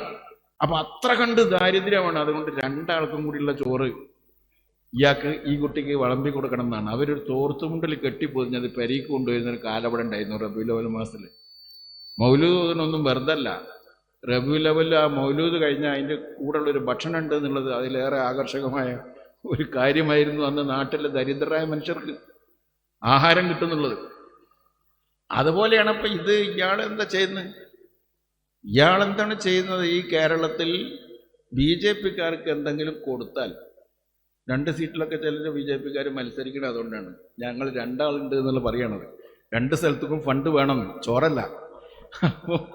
അപ്പോൾ അതുപോലെ ഈ BJPക്കാർ ചെറിയൊരു കക്ഷിയായതുകൊണ്ട് കേരളത്തിൽ വളർന്നു വരാൻ സാധ്യതയില്ലാത്തതുകൊണ്ട് നരേന്ദ്രമോദിയും അമിത്ഷായും പൈസ കൊടുത്ത് മടുത്തിരുന്നു. ഒറ്റ ആളെ ജയിപ്പിക്കാൻ അവർക്കൂട്ട് കഴിയില്ല. അപ്പോൾ ഇവർ കണ്ടുപിടിച്ചൊരു വഴിയാണ്.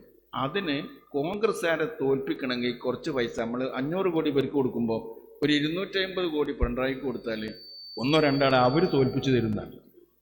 അപ്പോൾ ഒരു കൊട്ടേഷൻ സംഘം മാതിരി BJPക്ക് വേണ്ടി കോൺഗ്രസിനെ തോൽപ്പിച്ചു കൊടുക്കാനുള്ള കൊട്ടേഷൻ എടുത്തിട്ടാണ് ഇവർ നടക്കുന്നത്. അതുകൊണ്ടാണ് ഈ കോൺഗ്രസിന് എന്തെങ്കിലും ക്ഷീണം വന്നാൽ ഭയങ്കര സന്തോഷം.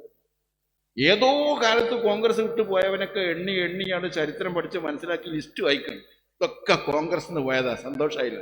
ബാക്കിയുള്ളവർക്ക് ഉടനെ പോകും. എല്ലാവരെയും സംഖ്യയാക്കാൻ വേണ്ടി സംഘിക്ക് മെമ്പർഷിപ്പ് ഉണ്ടാക്കി കൊടുക്കാൻ നടക്കുന്ന കമ്മ്യൂണിസ്റ്റ് പാർട്ടി ലോകത്തോടെ കണ്ടിട്ടുണ്ട്. ഇവർക്കും കുറച്ച് ആളില്ലാത്തത് കൊണ്ട് പടച്ചോൻ കാത്തു നമ്മളെ. അല്ലെങ്കിൽ എന്താ സ്ഥിതി? ഇവരെ കയ്യിൽ ഇന്ത്യ രാജ്യം, ഞാൻ അസംബ്ലിയിൽ പ്രസംഗിച്ചിട്ടുണ്ട്, നിങ്ങളെങ്ങാനും ചൈനയിലെ പോലെ വലിയൊരു ശക്തി ആയിരുന്നെങ്കിൽ ഇവിടെ മനുഷ്യർക്ക് താമസിക്കാൻ പറ്റുമെന്ന് ഞാൻ ചോദിച്ചിട്ടുണ്ട് അസംബ്ലി. ചൈനയിലേത് ഭരണഘടനയല്ല മരണഘടനയാണെന്നാണ് ഞാൻ അസംബ്ലി പറഞ്ഞത്. മരിക്കാൻ ആളുകളെ തീരുമാനിക്കുന്ന, കൊല്ലാൻ കൊടുക്കുന്ന ഭരണഘടനയാണ്. നിങ്ങൾക്കറിയാം, ലോകത്ത് പല സ്ഥലത്തും യാത്ര ചെയ്യുന്നവർ ഇപ്പം നിങ്ങളുടെ കൂട്ടത്തിലുണ്ടാവും, ചെയ്തവരുണ്ടാവും. ആരെങ്കിലും കംബോഡിയയിൽ പോയിട്ടുണ്ടാവും. കാംബോജം എന്ന് പറയുന്നത് പണ്ട് പുരാതന കാലത്ത് ഭാരതത്തിൻ്റെ ഭാഗമായിരുന്നു എന്നൊക്കെ പറയാറുണ്ട്. കംബോജം, ഗാന്ധാരം മുതൽ കാംബോജം വരെയാണ്. ഗാന്ധാരം എന്ന് പറഞ്ഞാൽ അഫ്ഗാനിസ്ഥാനിലാണ്, ഗാന്ധാരി ജനിച്ച സ്ഥലമാണ്. കംബോജം കംബോഡിയ. ആ കംബോഡിയയിൽ ഭരിച്ചിരുന്ന ഒരു ഭരണാധികാരി ഉണ്ടായിരുന്നു, പോൾ പോട്ട്. അയാളുടെ പാർട്ടിയുടെ പേര് ഖമർ റൂഷ് എന്നാണ്, കമ്മ്യൂണിസ്റ്റ് പാർട്ടിയുണ്ട്. അവിടെ പോയി സന്ദർശനം നടത്തിയ ഒരുപാട് ആൾക്കാരുണ്ട്. ചോദിച്ചു, അവിടെ പോയാൽ കാണാനുള്ള പ്രധാനമുള്ള ഒരു കാഴ്ച എന്താ വെച്ചാൽ, അയാളുടെ ഭരണകാലത്ത് കമ്മ്യൂണിസ്റ്റുകാരല്ലാത്തവരെ കൊന്നിട്ട് അവരുടെ തലയോട്ടികൾ ഹിമാലയ പർവ്വതം പോലെ കൂട്ടിയിട്ട പല കൂമ്പാരങ്ങളുണ്ട്. അവിടെ പോയി ആളുകൾ ഫോട്ടോ എടുക്കും. ഒരുപാട് മനുഷ്യൻ്റെ തലയോട്ടി ഒന്നായിട്ട് തേങ്ങ കൂട്ടിയമാതിരി കൂട്ടിയിട്ടിരിക്കുകയാണ്. അത് കാണാൻ ആൾക്കാർ പോകും. ഇതൊക്കെ കമ്മ്യൂണിസ്റ്റുകാർ കമ്മ്യൂണിസ്റ്റ് അല്ലാത്തവരെ രാജ്യത്തിൻ്റെ ശത്രുവാണെന്ന് പറഞ്ഞ് നരേന്ദ്രമോദി പറഞ്ഞ മാതിരി കൊന്നുകൂട്ടിയതിൻ്റെ തലയാണ്. മാത്രമല്ല, അവരൊക്കെ കൊല്ലുന്ന കേന്ദ്രങ്ങളുണ്ട്, ക്യാമ്പുകളുണ്ട്, വംശീയ ഉന്മൂലനം വരുത്തുന്ന ക്യാമ്പുകളുണ്ട്. അവിടെ വംശീയമല്ല, അവിടെ പാർട്ടിയാണ് ഉന്മൂലനം, രാഷ്ട്രീയ ഉന്മൂലനമാണ്. ഇവരെ പാർട്ടി അനുകൂലിക്കാത്തവരെയാണ് ഈ കൊല്ലണത്. അങ്ങനെ കൊല്ലാൻ വേണ്ടി മുതിർന്നവരെ വീട്ടിൽ നിന്ന് പിടിച്ചു കൊണ്ടുവരുമ്പോൾ ബസ്സിൽ ഇങ്ങനെ വരുന്ന വഴി ആ മുതിർന്നവരെ ക്യാമ്പിൽ എത്തിച്ച് കൊല്ലാനെ ഏൽപ്പിച്ചു കഴിഞ്ഞാൽ പിന്നെ പട്ടാള ലോറി പോയിട്ട് ഈ കുട്ടികളെ പിടിച്ചുകൊണ്ട് വരും വീട്ടിൽ നിന്ന്. സകല കുട്ടികളും വെറുതെ കിടക്കുന്നുണ്ടാവുമല്ലോ, രക്ഷിതാക്കളെ കൊണ്ടുവന്നാണ്. ആ കുട്ടികളൊക്കെ വണ്ടി കയറ്റി ഇവിടെ കൊണ്ടുവന്നാൽ ഈ ക്യാമ്പിൻ്റെ മുമ്പിൽ വലിയ മരങ്ങളുണ്ട്, വണ്ണുള്ള മരം, ഒരുപാട് കാലം പഴക്കം. ഈ കുട്ടികളെ പട്ടാള ലോറിയിൽ നിന്ന് കാൽമ പിടിച്ചിട്ട് ഒറ്റ അടിയാണ് മരത്തിന് തല. അങ്ങനെ ചത്താൽ അത് അടുത്ത വണ്ടി കിട്ടു, അടിച്ചു ഇട്ടു, അടിച്ചു ഇട്ടു. ഇത് ദുനിയാവിൽ നടന്നിട്ടുണ്ടെന്ന് പറഞ്ഞാൽ നിങ്ങൾ വിശ്വസിക്കോ? It has happened. കംബോഡിയയിൽ അത് നടന്നിട്ടുണ്ട്. കുട്ടികളെ കൊല്ലുന്നത് കാലിൽ പിടിച്ചിട്ട് പട്ടാളക്കാർ തല മരത്തിനടിക്കുന്നു. അപ്പൊ ഈ കുട്ടികളിൽ ചിലർക്ക് ഒരു സെക്കൻഡ് നേരം ഒച്ചടാനുള്ള സമയം കിട്ടും, കരയാനുള്ള സമയം കിട്ടും, ആർത്ത് അട്ടഹസിക്കാനുള്ള സമയം കിട്ടും. അപ്പൊ ഈ ശബ്ദം അകത്ത് കേൾക്കണ്ടെന്ന് വിചാരിച്ചിട്ട് ആ മരത്തിന്റെ മുകളിലൊക്കെ ഉച്ചഭാഷണി ഘടിപ്പിച്ച രാജ്യമാണ് Cambodia. That is there, you can go even today. ഇന്ന് പോയാൽ നിങ്ങൾക്ക് കാണാം ഉച്ചഭാഷണി മരത്തിന്റെ മുകളിൽ വെച്ചിട്ടില്ല. എന്തിന്? ഈ കുഞ്ഞ് കരയുമ്പോൾ ഒച്ച അകത്ത് കേൾക്കാതിരിക്കും. ഉച്ചഭാഷണി പറഞ്ഞാൽ പഴയ കാലത്ത്, അതോ അധികം പഴക്കല്ല അതിനൊന്നും, കംബോഡിയൻ സംഭവങ്ങൾക്കൊന്നും. ആ കാലത്തുണ്ടായിരുന്ന തരത്തിലുള്ള കോളാമ്പി വെച്ചിട്ടുള്ള ഒരു ശബ്ദം, പാട്ട് വെക്കുക, ഈ സംഭവം നടക്കും. ഇങ്ങനെയുള്ള എന്തെല്ലാം അതിക്രമങ്ങൾ നടന്നിട്ടുണ്ട്. ഇപ്പൊ തന്നെ ആൾക്കാരുടെ ഇടയിൽ ഇവരെല്ലാവരും കൂടി പ്രചരിപ്പിച്ചിട്ടുള്ളത് മുസ്ലിങ്ങളും ജൂതന്മാരും തമ്മിൽ എന്തോ അടി നടക്കണമെന്നാണ്. ഒരു അടിയില്ല. ഈ ഗസയിലോ ലോകത്തോ എവിടെയും മുസ്ലിങ്ങളും ജൂതന്മാരും തമ്മിലൊരു അടിയില്ല. മുസ്ലിങ്ങളും ജൂതന്മാരും തമ്മിലുള്ള കലഹമല്ല പലസ്തീൻ സമരം പറഞ്ഞാൽ. ആണോ? ജൂതന്മാരെ കൊന്നതാരാ? ജൂതന്മാരെ കൊന്നത്, ഏറ്റവും കൂടുതൽ ജൂതന്മാരെ കൊന്നത് ഹിറ്റ്ലറാണ്. അയാൾ മുസ്ലിം അല്ല. ആരാന്ന് ഞാൻ പറയണില്ല. ഹിറ്റ്ലർ 60 ലക്ഷം ജൂതന്മാരെയാണ് കൊന്നത്. 60 ലക്ഷം മനുഷ്യരെ, ജൂതരെയാണ് കൊന്നത്. നെപ്പോളിയൻ 5 ലക്ഷം ജൂതന്മാരെ കൊന്നു. ഫെർഡിനാൻഡ് ഇസബല്ല എന്ന് പറയുന്ന സ്പെയിനിലെ ഭരണാധികാരി 2 ലക്ഷം ജൂതന്മാരെ കൊന്നു. ജൂതന്മാര് ബ്രിട്ടനിൽ നിൽക്കാൻ വയ്യാതെ രക്ഷപ്പെട്ട് ഓടിയപ്പോൾ അവരുടെ കപ്പൽ മുക്കിയിട്ട് ജൂതന്മാരെ ബ്രിട്ടീഷുകാർ കൊന്നു. ആ ബ്രിട്ടീഷുകാരും അമേരിക്കക്കാരും കൊണ്ടുപോയി അറബ് വംശജരുടെ രാജ്യം വെട്ടിമുറിച്ച് പാലസ്തീൻ മുറിച്ച് രണ്ടാക്കിയിട്ട് അത് മുഴുവൻ അവിടെ നിന്ന് ബാക്കിയുള്ള അറബ് വംശജരെ അട്ടിയൊടിക്കാൻ വേണ്ടിയുള്ള സമരങ്ങളാണ് കൊല്ലങ്ങളായി നടന്നത്. കൊല്ലങ്ങളായി നടന്നത്. അപ്പൊ ജൂതന്മാരും മുസ്ലിങ്ങളും തമ്മിൽ തർക്കമുണ്ട്. മുസ്ലിങ്ങൾ തീവ്രവാദികളാണെന്നൊക്കെ പ്രചരിപ്പിക്കുന്നു. ഞാൻ പറയുന്ന മുസ്ലിം മൈനോറിറ്റി ഹൈന്ദവ സഹോദരന്മാർ ഒരുമിച്ച് ജീവിച്ച ഈ പ്രദേശത്ത് എവിടെയെങ്കിലും ഒരു തീവ്രവാദങ്ങൾ കണ്ടിട്ടുണ്ട്? രാഷ്ട്രീയ കൊലപാതകങ്ങൾ നടന്നാൽ അതും തീവ്രവാദം തന്നെയല്ലേ? മതസൗഹാർദ്ദ സമ്മേളനം എല്ലായിടത്തും നടത്താറുണ്ട്. രാഷ്ട്രീയ സൗഹാർദ്ദ സമ്മേളനം ആരും നടത്താറില്ല. കാരണം രാഷ്ട്രീയത്തിൽ എത്ര ആളുകളെ, അരിയിൽ ഷുക്കൂറിനെ, ടി.പി. രാമചന്ദ്രനെ, ശരത്തിനെ, ഇല്ലേ, ഇങ്ങനെ എത്ര മനുഷ്യരെ കൊന്നൊടുക്കിയവരാണ് രാഷ്ട്രീയമായിട്ട്. അതൊക്കെ കൊന്നൊടുക്കിയതാരാ? അപ്പൊ നുണ പ്രചരിപ്പിക്കുകയാണ്. നുണ പ്രചരിപ്പിച്ചിട്ട് അതിനിപ്പോ നാളെ കളമശ്ശേരിയിൽ ഈ യഹോവ സാക്ഷികളുടെ ഒരു ഇത് നടന്നു. അവരുടെ ഒരു പ്രാർത്ഥനാ യോഗം. അവിടെ ഒരാൾ ബോംബ് വെച്ചിട്ട് 9 ആളെ കൊന്നു. പത്രമാധ്യമങ്ങളൊക്കെ നിരന്തരമായി തിരയിലായിരുന്നു. ഇവൻ ഒറ്റക്കായിരിക്കില്ല, വേറെ ആളുകളുണ്ടാവും. ഒരു മുസ്ലിമിനെ കിട്ടാൻ വേണ്ടി വേണ്ടത്ര പണിയെടുത്തു. എല്ലാവരും കൂടി കിട്ടിയില്ല.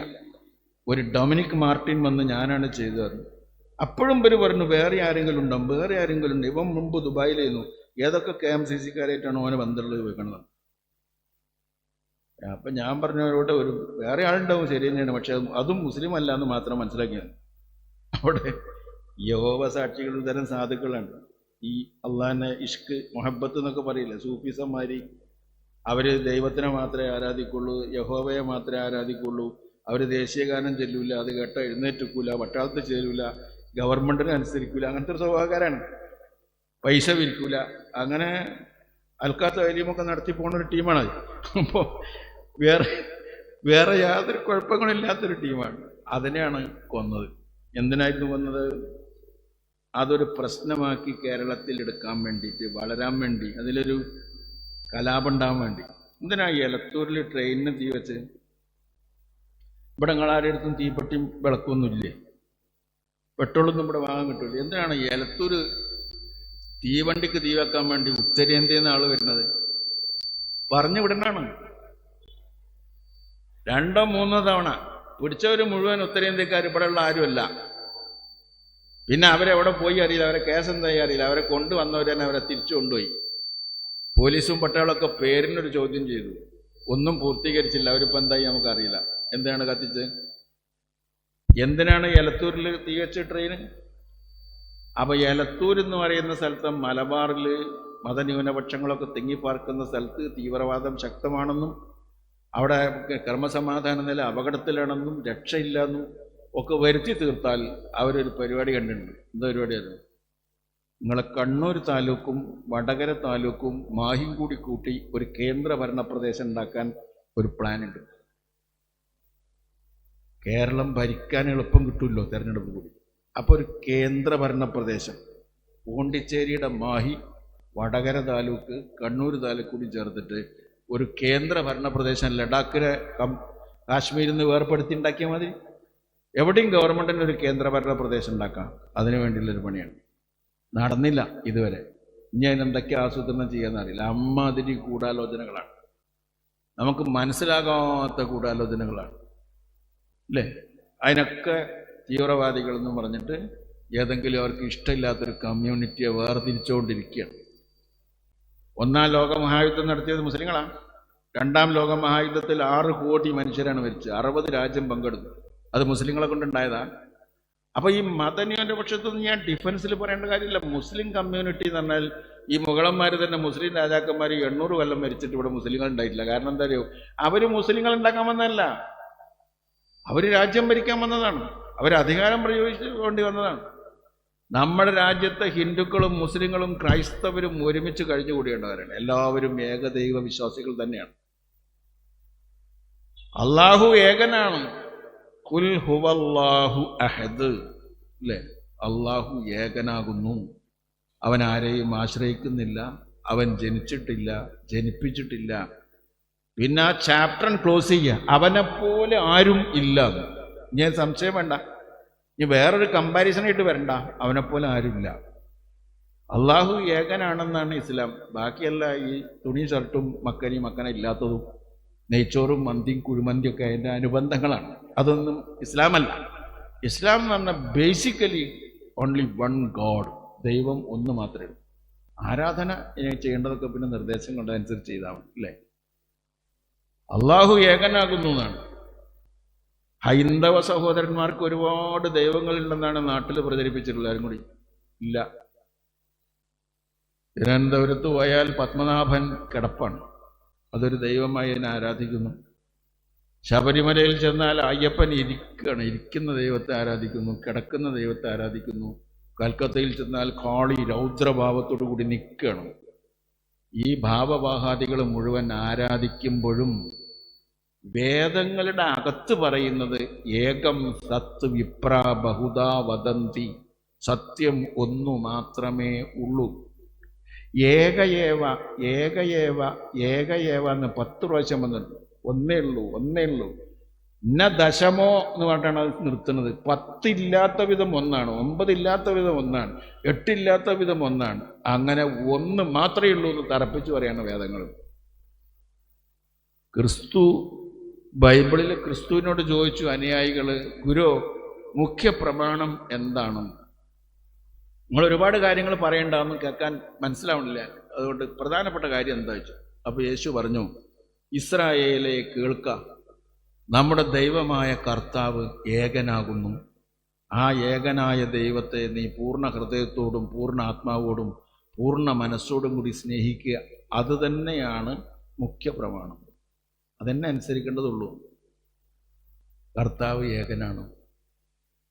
അപ്പോൾ ആ വിശ്വാസ പ്രമാണങ്ങളൊക്കെ വെച്ച് പുലർത്തുമ്പോൾ സ്നേഹത്തോടെ ആരോടും ദ്രോഹം ചെയ്യരുത്, ദേഷ്യം കാണിക്കരുത്, അല്ലേ? ലോകോ സമസ്ത സുഖിനോ ഭവന്തു അയം നിജ പരോവേദി ഗണന ലഘുചേതസാം ഉദാരചരിതാനാം തു വസുദൈവ കുടുംബകം. വേദങ്ങളിൽ കാണുന്നതൊന്നും കേന്ദ്രഭരണത്തിൽ കാണുന്നില്ല. അതാ പ്രശ്നം. കേന്ദ്രഭരണത്തിൽ കാണുന്നില്ല. അതുകൊണ്ടാണ് ഞാനത് ഹിന്ദു ആണോ സംശയമുണ്ട്. ഹിന്ദു അല്ല. പെട്രോളിനും ഡീസലിനും ഇത്ര വില കൂടി. ഇപ്പോൾ 100 രൂപ, ഇനിയിപ്പോൾ ഇലക്ഷനൊന്ന് കുറയട്ടെ, 2 രൂപ കുറയും. അത് പിന്നെ 5 രൂപയായിട്ട് ഇലക്ഷൻ്റെ പിറ്റേന്ന് വോട്ടെണ്ണി കഴിഞ്ഞാൽ കൂടും. സിലിണ്ടറിന് എന്തോന്ന് കുറച്ചില്ലേ? ചെറുതായിട്ടൊന്ന് കുറച്ചില്ല. അതിൻ്റെ 10 ഇരട്ടി കാത്തിരുന്നോണ്ട് ജൂൺ 5-ാം തീയതി, ജൂൺ 4-നാണ് വോട്ടുണ്ട്. അപ്പോൾ ഇലക്ഷന് വേണ്ടിയുള്ളൊരു കുറക്കലാണ്. ഈ പെട്രോളിനും ഡീസലിനും ഇത്ര വില കയറിയാൽ ഏറ്റവും കൂടുതൽ പെട്രോൾ ഈ വില കൊടുക്കുന്നത് ആരാ? ഇന്ത്യയിലെ ജനസംഖ്യയിൽ 79.8% ഹിന്ദുവാണ്, 79.8. 13.47% മുസ്ലിമാണ്, 2.6% ക്രിസ്ത്യാനികളാണ്, 1% ജൈനമതക്കാരും ബുദ്ധമതക്കാരും ഒക്കെ ഉണ്ട്. അപ്പൊ ഇന്ത്യയിൽ 1000 ആള് ഈ വലിയ വില കൊടുത്തിട്ട് പെട്രോൾ അടിച്ചാൽ അതിൽ 790 ഹിന്ദുക്കളാണ് വലിയ വില കൊടുക്കുന്നത്, 137 മുസ്ലിങ്ങളെ കൊടുക്കണുള്ളൂ. അപ്പൊ ആരാ അധികം വില കൊടുക്കുന്നത്? ഹിന്ദു. 1000 ചെറുപ്പക്കാർക്ക് ജോലി ഇല്ലാണ്ടായാൽ 790 ഹിന്ദുക്കൾക്ക് പണിയില്ലാണ്ടായി, 137 മുസ്ലിങ്ങൾക്കും പണിയില്ലാണ്ടായി. അപ്പൊ പണിയില്ലാത്തത് ഏറ്റവും കൂടുതൽ അനുഭവിക്കുന്ന ആരാ? ഹിന്ദുവാണ്. അപ്പൊ പിന്നത്തെങ്ങനെ ഹിന്ദുക്കളെ കുറവുണ്ടാകാം? അല്ലേ? തക്കാളിക്ക് 140 രൂപ വില ഉണ്ടായിരുന്ന സമയം ഉണ്ടായിരുന്നു. ഇപ്പോൾ അത്ര 10-15 ഒക്കെ ഉള്ളൂ. 140 റുപ്യക്ക് തക്കാളി വാങ്ങുന്ന ഹിന്ദുവിന് 140 രൂപ തന്നെയല്ലേ? 790 ഹിന്ദുക്കൾ 140 വെച്ചിട്ട് ഓരോ കിലോ വാങ്ങും. 137 മുസ്ലിമീങ്ങൾ 140 രൂപ വെച്ചിട്ട് ഓരോ കിലോ വാങ്ങും. ആരാ അധികം വാങ്ങിയത്? ആരാണ് അധികം പൈസ ചിലവാക്കിയത്? ഹിന്ദുക്കളാണ്. അപ്പോൾ ഹിന്ദുവിൻ്റെ ഭരണം അത്. വല്ല സുരക്ഷിതത്വ സാധകർക്ക് ഉണ്ടോ? അവർക്ക് വീടുണ്ടോ? അവർക്ക് ആഹാരമുണ്ടോ? അവർക്ക് കിടക്കപ്പുറതി ഉണ്ടോ? അവർക്ക് പണിയുണ്ടോ? അവർക്ക് ഇതിനുള്ള ഏർപ്പാട് ചെയ്തിട്ടുണ്ട്. പോയിട്ട് പ്രാർത്ഥിച്ചോളി, ചെല്ലാളി ചെല്ലിക്കോളി ഒക്കെ അവിടുന്ന് തരുന്നതാണ്. ഞങ്ങളായിട്ടൊന്നും തരില്ല. ഈ ഗവൺമെൻറ്റിൻ്റെ ഭാഗത്ത് നിങ്ങൾക്ക് ഭക്ഷണമോ വസ്ത്രമോ പാർപ്പിടോ ആഹാരമോ ജോലിയോ ഒന്നും തരൂല. നിങ്ങളൊക്കെ അവിടുന്ന് ദൈവത്തിനോട് പ്രാർത്ഥിച്ച് വാങ്ങിക്കോളി, നിങ്ങൾക്ക് അവിടുന്ന് കിട്ടുന്നതാണ്. അതിനുള്ള സൗകര്യങ്ങളൊക്കെ ഞങ്ങൾ ഉണ്ടാക്കിയിട്ടുണ്ട്. ഇതാണോ ജനാധിപത്യം? പണ്ഡിറ്റ് ജവഹർലാൽ നെഹ്റു പ്രധാനമന്ത്രിയായപ്പോൾ അദ്ദേഹമൊക്കെ ജനങ്ങളെ പക്ഷത്തെ എങ്ങനെ നിന്ന ആളാ? ഞാൻ നിർത്താം. ജനങ്ങളെ പക്ഷത്തെ എങ്ങനെ നിന്ന ആളാ നെഹ്റു എല്ലാ മുഖ്യമന്ത്രിമാർക്കും കത്ത് എഴുതുമായിരുന്നു. ഓരോ മാസത്തിലും ഓരോ കത്ത് എല്ലാ മുഖ്യമന്ത്രിമാർക്കും എങ്ങനെയൊക്കെ കാര്യങ്ങൾ നടത്തണം, ആരുടെയൊക്കെ കാര്യം ശ്രദ്ധിക്കണമെന്ന് നെഹ്റുവിൻ്റെ ഒരു അഭിപ്രായം സർവ്വ മുഖ്യമന്ത്രിമാർക്കും എഴുതിയായിരുന്നു. ഒരു ദിവസം വന്ന ഒരു കത്തിൽ മുഖ്യമന്ത്രിക്ക് നെഹ്റു എഴുതിയിരിക്കുകയാണ്, നമ്മുടെ എല്ലാ സ്ഥലത്തും പ്രദേശത്തും ഞാൻ പോയപ്പോൾ അവിടെ ഈ ശുചീകരണ തൊഴിലാളികളുടെ ചൂലിന് നീളമില്ല, അതുകൊണ്ട് അവർ കുത്തിരുന്നും കുമ്പിട്ടുകൊണ്ട് അടിക്കണം, അതുകൊണ്ട് അവർക്കാർക്കും സുഖമില്ല. അതുകൊണ്ട് അടുത്ത 15-ാം തീയതി മുതൽ ചൂലിൻ്റെ പിടി നീളം കൂടണം. നെഹ്റുവിൻ്റെ കത്താണ്. അതാണ് പ്രധാനമന്ത്രി. ഇയാൾക്ക് എന്തിൻ്റെ പിടി നീളം കൂട്ടാൻ? സ്വാഹ മിണുങ്ങണം എന്നല്ലാതെ 10 ലക്ഷം റുപ്യേൻ്റെ കോട്ട് ഇട്ടിട്ട് അതിമ മോദി ഇങ്ങനെ എഴുതി വെച്ചിട്ട് ഈ കുട്ടികൾ കല്യാണത്തിന് പോകുമ്പോൾ ഷീ സൂസ് ഉണ്ടല്ലോ, ലൈറ്റും കത്തും ഒരു ഒച്ചയുണ്ടാവും, അങ്ങനത്തെ സൂസ് ഇട്ടാണ് ഇയാൾ അമേരിക്കയിൽ പോയത്. നമുക്ക് മാനക്കടല്ല ഇയാൾ നമ്മളെ പ്രധാനമന്ത്രിയാണ്. ശരി, മഹാത്മാഗാന്ധി 1915 ദക്ഷിണാഫ്രിക്കയിൽ നിന്ന് ബ്രിട്ടീഷുകാരനോട് അടികൊണ്ടും ജയിലിൽ കിടന്നും അവർക്കെതിരായി പോരാട്ടം നടത്തി. വർണ്ണ വിവേചനത്തിനെതിരെ, അതിപ്പോൾ ഒരു പ്രധാനപ്പെട്ട വിഷയമാണ്, കറുപ്പും വെളുപ്പും. അപ്പോൾ വർണ്ണവിവേചനത്തിനെതിരെ പോരാടി മടങ്ങി വന്ന ഗാന്ധി ഇവിടെ വരുമ്പോൾ ആദ്യം ചെയ്തെന്താ? ബാരിസ്റ്ററാണ്. അത്യാവശ്യം സാമ്പത്തിക ശേഷിയുള്ള ഒരു വീട്ടിൽ തന്നെയാണ് ഗാന്ധി പറഞ്ഞത്. നിങ്ങൾ വിചാരിച്ച മാതിരി ഫക്കീറൊന്നുമല്ല. അച്ഛനൊക്കെ ജീവിക്കാൻ വകണ്ടേ. നാട്ടുരാജ്യത്തിലൊരു മന്ത്രിയായിരുന്നു അയാൾ അച്ഛൻ.